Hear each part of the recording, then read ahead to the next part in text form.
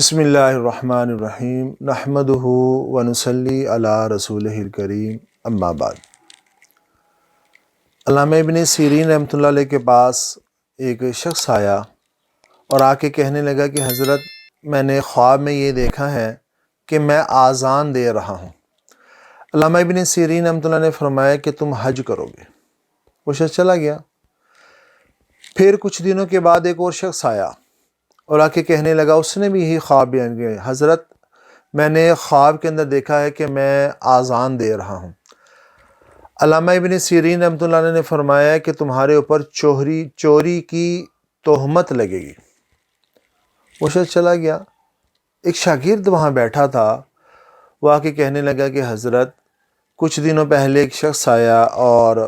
اس نے یہ کہا کہ آپ کے اوپر، اس نے بھی یہی خواب بیان کیا کہ میں نے خواب میں دیکھا میں آذان دے رہا ہوں۔ آپ نے اس کو تعبیر یہ بتائی کہ تو حج کرے گا، اور جو دوسرا شخص آیا اس کو یہ تعبیر بتائی کہ تیرے پر چوری کی تہمت لگے گی۔ علامہ ابن سیرین رحمۃ اللہ نے فرمایا کہ پہلا جو شخص آیا تھا اس کی وضاحت، اس کی حیت، اس کا ظاہر سنت کے مطابق تھا، اور وہ آدمی دیکھنے میں باشرع دیندار آدمی لگتا تھا۔ چنانچہ اس کے لیے میں نے یہ تعبیر یہ سوچی کہ دین کے اعتبار سے اذان دینا ایک اچھا عمل ہے، لہذا تو حج کرے گا، اس لیے کہ حضرت ابراہیم علیہ السلام نے جب بیت اللہ کو بنایا تو اس بیت اللہ کے بنانے کے بعد انہوں نے اللہ سے دعا کی، اے اللہ اس بیت اللہ کے حج کرنے کے لیے لوگ کس طرح آئیں گے؟ اللہ تعالیٰ نے ارشاد فرمایا کہ تم بیت اللہ کو بناؤ اور اس کے لیے لوگوں کو بھلاؤ، انشاءاللہ لوگ جو ہے وہ حج بیت اللہ کے لیے تشریف لائیں گے۔ چنانچہ قرآن پاک کے اندر اللہ تعالیٰ نے اس آیت کو مبارک اور ارشاد فرمایا کہ وَأَذِّن فِي النَّاسِ فِي الْحَجِّ يَأْتُوكَ رِجَالًا، آپ لوگوں کو اعلان کر دیں، اذان بمعنی اعلان ہے، وَأَذِّن فِي النَّاسِ، لوگوں کو اعلان کر دو حج کا، لوگ آپ کے پاس جو ہے دور دراز سے پیدل بھی سواری کی شکل میں بیت اللہ کا حج کرنے کے لیے آئیں گے۔ اور اس کے مقابلے میں جب حضرت یوسف علیہ السلام کو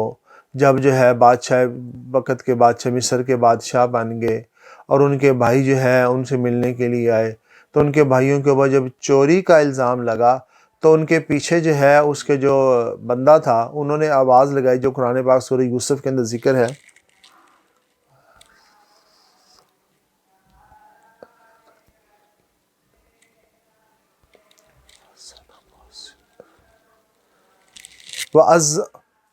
وَأَذَّنَ مُؤَذِّنٌ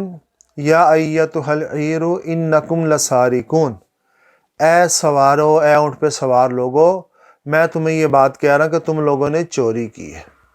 اس سے بتانے کا مقصد یہ ہے کہ لازمی بات نہیں ہے کہ ہر خواب جو ہم دیکھیں اس کی تعبیر ایک ہی ہو۔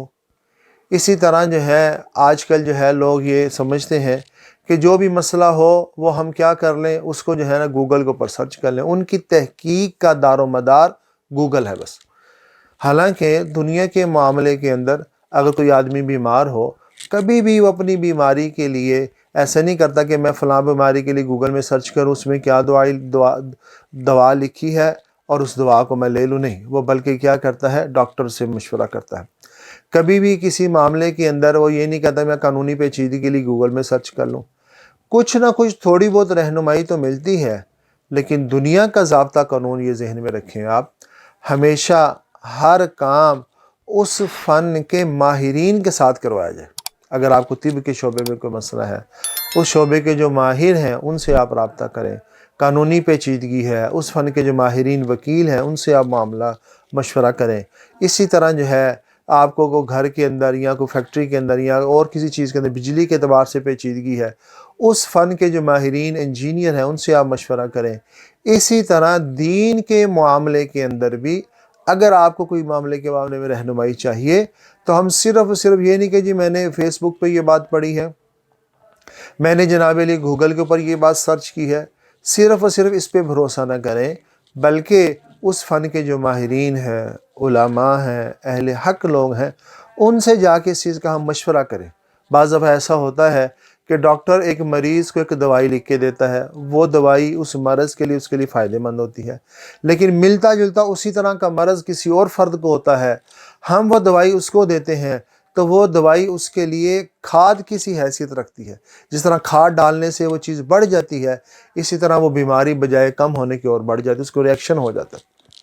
اس لیے جو ہے ہم جو ہے جس طرح ڈاکٹر یہ کہتے ہیں کہ یہ دوائی اس کے لیے ہے، پھر بعد میں جیسی بیماری کی نوعیت ہے مریض تو سمجھ آتا ہے اس کو بھی پیٹ میں درد ہے، اس کو بھی پیٹ میں درد ہے، بس اس کو یہ دے دو، اس کو بھی خارش ہے، اس کو بھی خارش اسی لگ رہی ہے، اس کو دے دو، نہیں، بلکہ وہ جو اس فن کے جو ماہرین ہیں وہ سمجھتے ہیں کہ یہ جو دوائی ہے اس مرض کی نوعیت جو ہے یہ کچھ اور ہے، اور اس کو یہ جو خارش ہو رہی ہے یا جلد میں کوئی مسئلہ ہو رہا ہے یا کسی جگہ میں کوئی درد ہو رہا ہے، یہاں پر اس کی نوعیت دوائی کی کچھ اور ہوگی، اس لیے اس کے لیے وہ کوئی اور دوائی تجویز کرتے ہیں۔ اسی طرح ہمیں بھی دین کے معاملے کے اندر جو ہمارے ارد گرد جو اہل علم لوگ ہیں، اہل اللہ لوگ ہیں، علماء کرام ہیں، جنہوں نے اس فن کے اندر اپنی زندگیوں کو کھپایا ہے اور ان کے سامنے اس چیز کے کئی پہلو ہوتے ہیں، ان پہلوؤں کو سامنے رکھ کے انسان کی نوعیت کو، مزاج کو سامنے رکھ کے اس کے لیے فیصلہ فرماتے ہیں۔ ایک مرتبہ ایک شخص آیا حضور صلی اللہ علیہ وآلہ وسلم کے پاس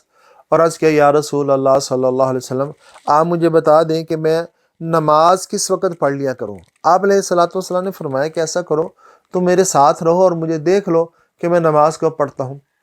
چنانچہ آپ علیہ الصلوۃ والسلام نے اس دن جو پانچوں نمازیں تھیں، فجر، ظہر، عصر، مغرب، عشاء،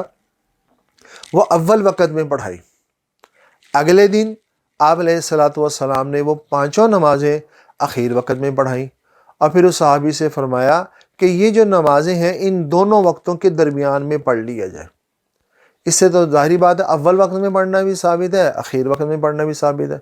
لیکن اصل دیکھنے کی چیز یہ ہے کہ جس جگہ کے اندر وہ نماز پڑھی جا رہی ہے، فجر ہے، ظہر ہے، عصر ہے، اس میں کون سا وقت مناسب ہے جس کے اندر جو ہے جو وہاں کے لیے موضوع ہے۔ اول وقت میں پڑھنا موضوع اول وقت میں پڑھ لیں، درمیان میں پڑھنا موضوع ہے درمیان میں پڑھ لیں،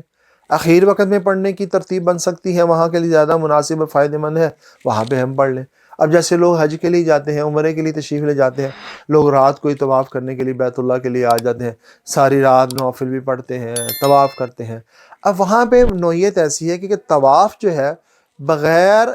وضو کے طواف نہیں کر سکتے ہو۔ اب اگر وہاں پہ نماز، ویسے تو اللہ کے نبی نے ارشاد فرمایا اسفروا فی الفجر فإنہ اعظم للأجر، فجر کی نماز کو سفیدی میں پڑھا کرو اس لیے کہ یہ اجر کے اعتبار سے زیادہ فائدہ مند ہے۔ اگر ہم صرف اس حدیث کے ظاہری الفاظ کو دیکھیں، اس سے تو ہمیں یہ پتہ چلے گا کہ فجر کی نماز جو ہے ہمیں تاخیر سے پڑھنی چاہیے،